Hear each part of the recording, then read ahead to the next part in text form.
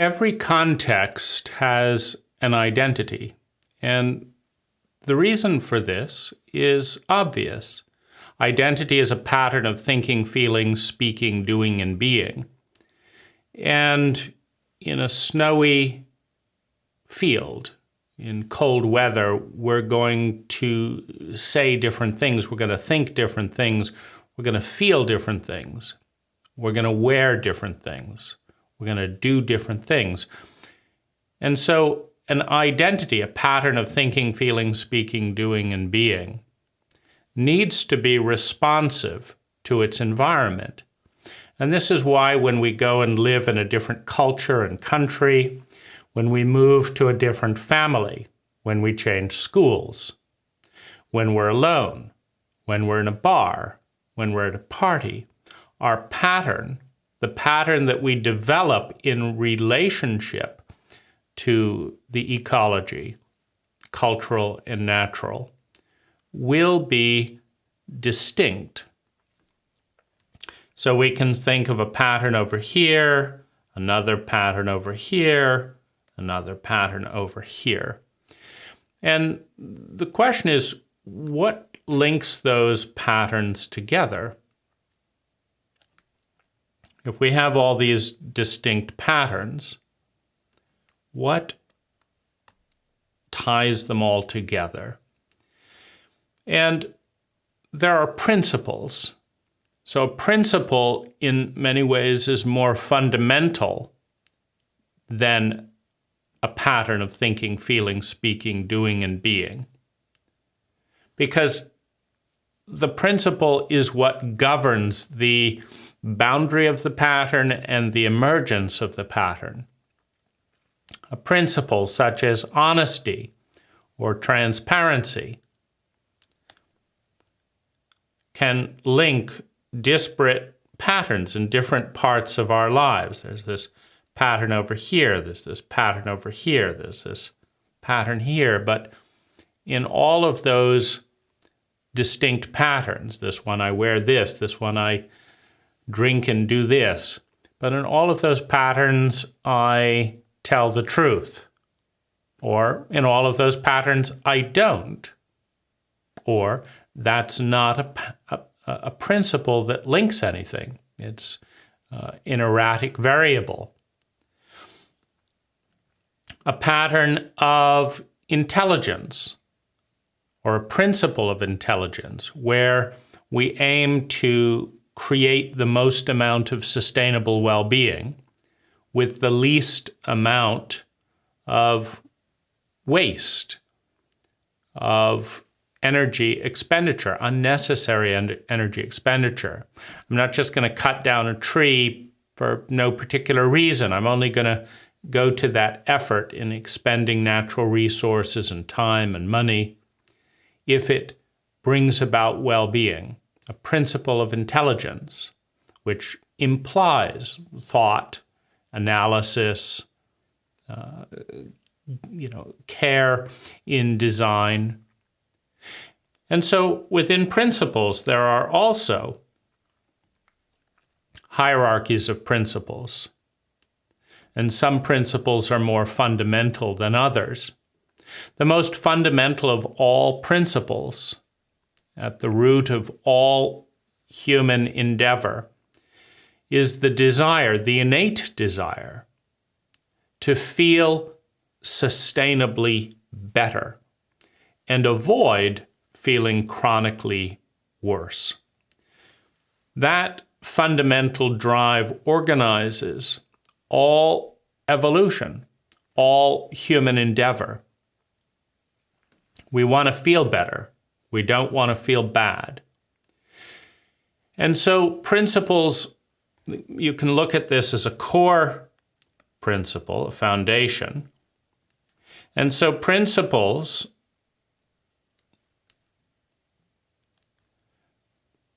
other principles are built on top of this foundation.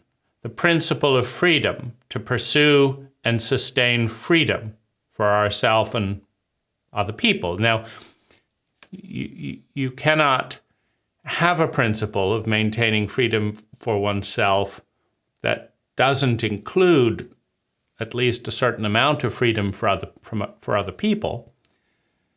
Because if you have to guard and stop other people from being free, which is their natural inclination, you're not free. You're busy guarding to make sure they're not free, right?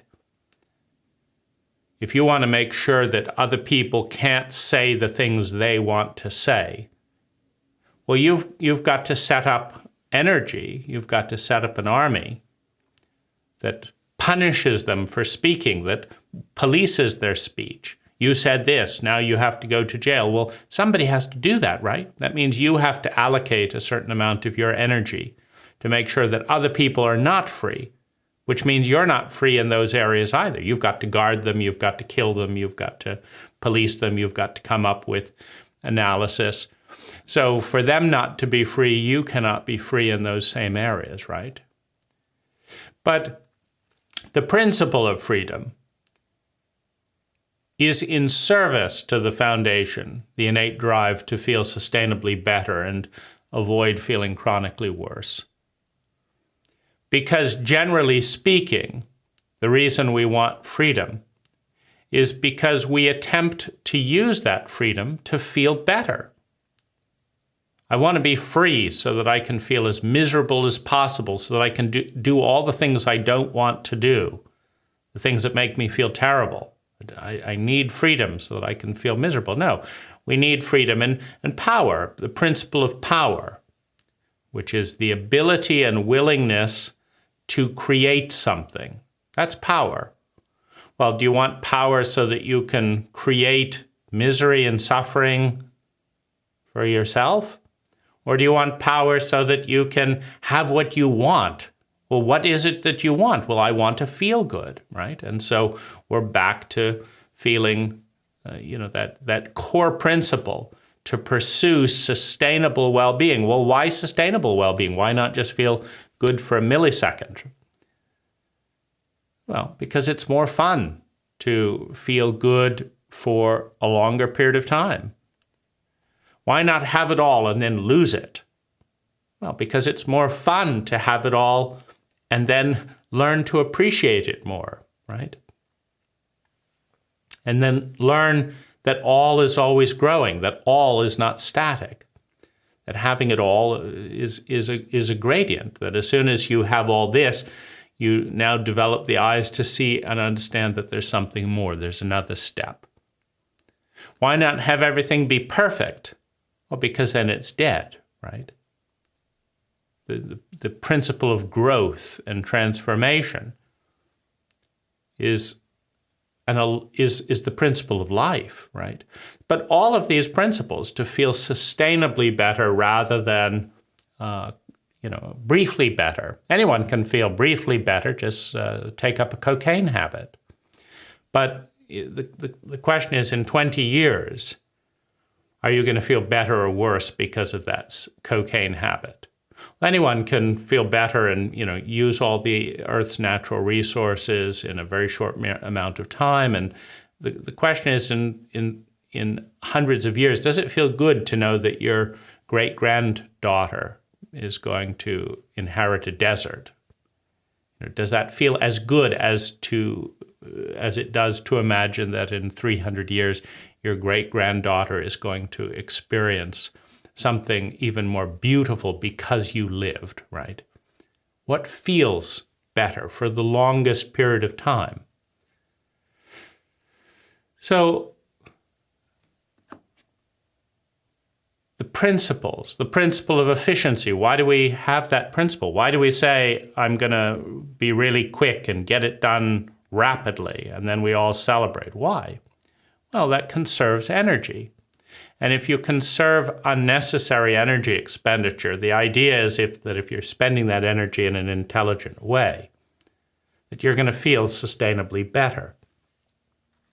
And so we have a hierarchy of principles, at the base of which is the innate desire to feel sustainably better and avoid feeling chronically worse.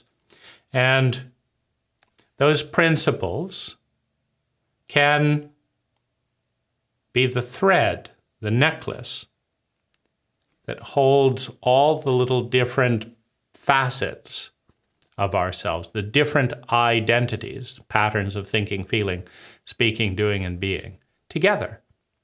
And some identities are destructive now, but were at one time constructive. You think of a child desperately needing attention and learning that the best way to do that was to bang their finger to bleed.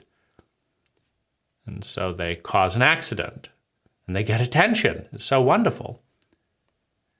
And they feel like they exist, right? I am important. I'm not just doomed to sit here endlessly.